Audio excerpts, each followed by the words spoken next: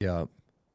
But according to the data we gathered, it was something that had potential to grow. And so obviously our first year we were there at Snowbird. We had 436 people at that first event, which I was actually pretty happy about. That's good. Yeah.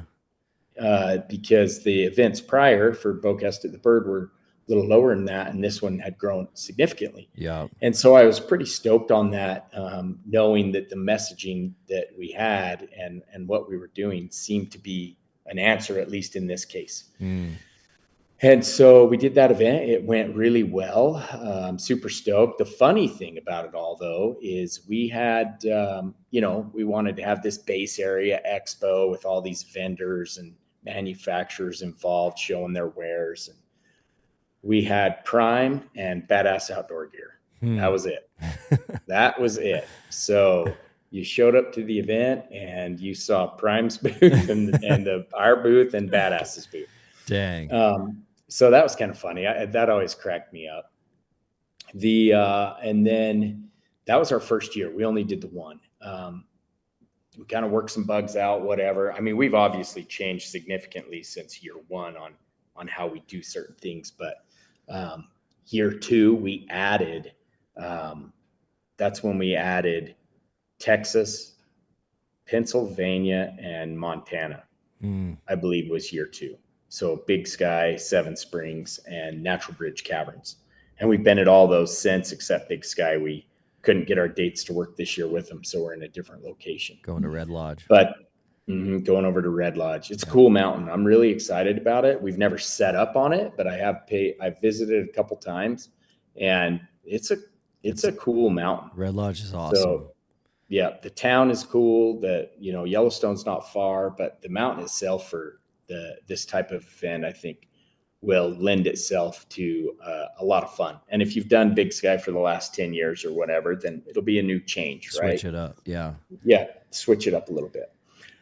So we started those next events in year two, and, we went into that with high expectations on how well Utah did.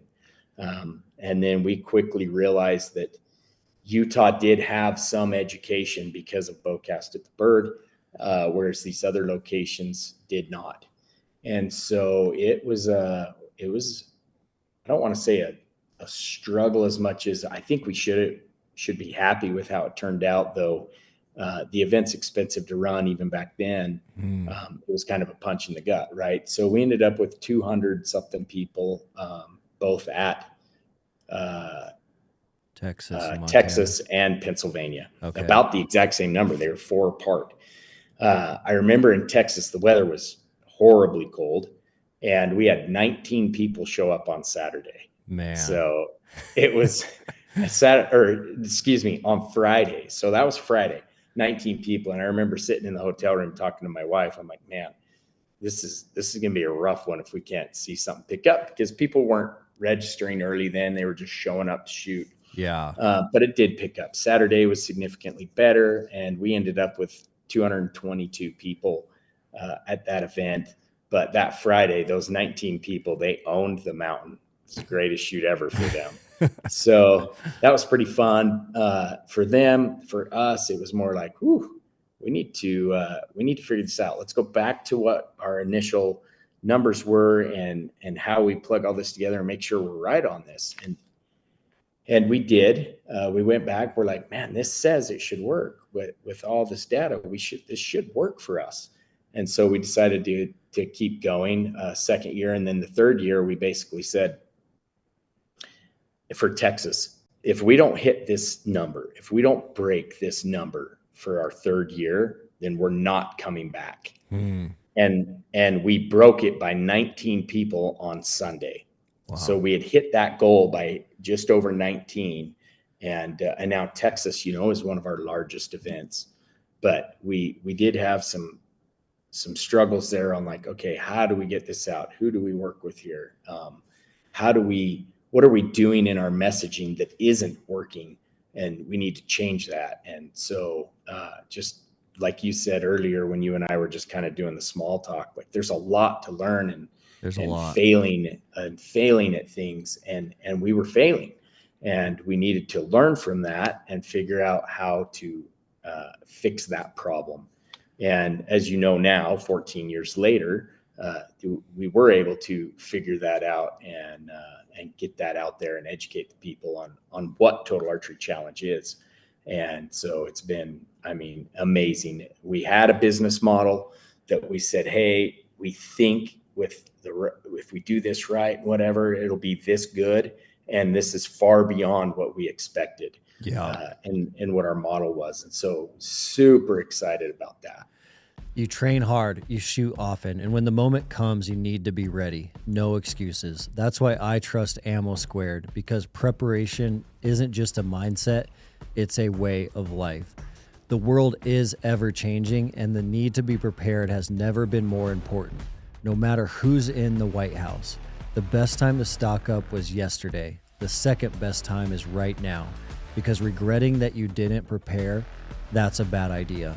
Ammo Squared is America's ammunition reserve, giving you a smarter way to stay stocked. With over 70 calibers to choose from, you set your monthly budget, build your reserve, and forget about ammo shortages ever again. Set it and forget it. Your ammo is stored in a secure, climate-controlled facility until you need it. When it's time, just click and it's on the way. No last-minute scrambling, just reliable, on-demand ammo, always ready. And right now, you can get 75 rounds of 9mm completely free when you sign up. It's the perfect way to build your reserve and keep your training ammo stocked. No membership, no hidden fees. Visit the Ammo Squared link in the podcast description today. Your readiness is their mission.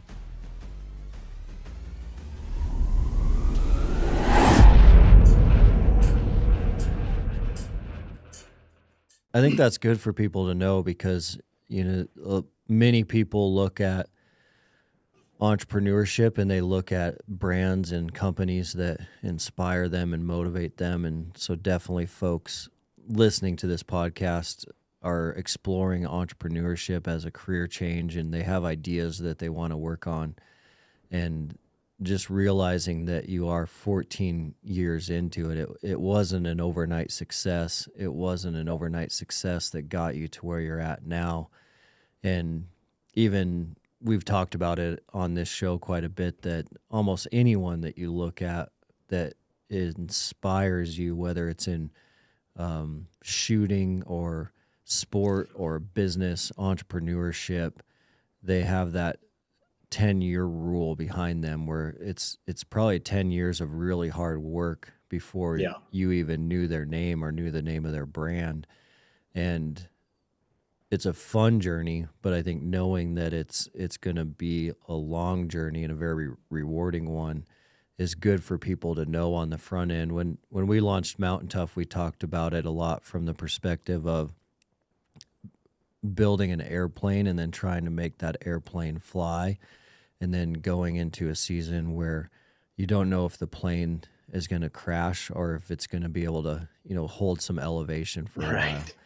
And I think it sounds like for you, those, you know, that first year, 1, 2, and 3, you definitely were just trying to get an airplane off the ground. Yeah, you're absolutely right. I think we understood the vision very well. You know, one of the hardest things is, you know, you come up with this concept, you put it out there, and you're like, this is the greatest idea ever. So you expect everyone to come on board that fast.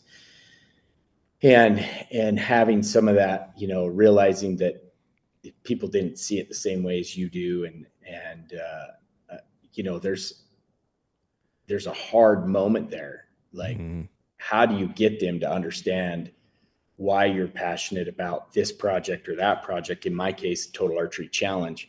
But it did, you know, I think we paid ourselves the first time. I remember when we made like $6,000 off this whole deal, and we were just pumped, right?